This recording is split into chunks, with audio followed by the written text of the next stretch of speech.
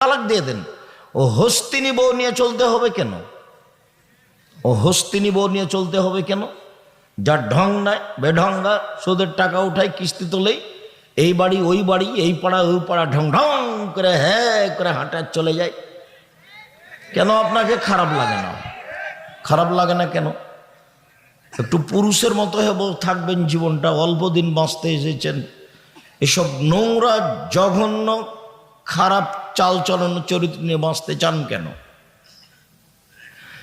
যদিও এখানে দুটা রহস্য আছে।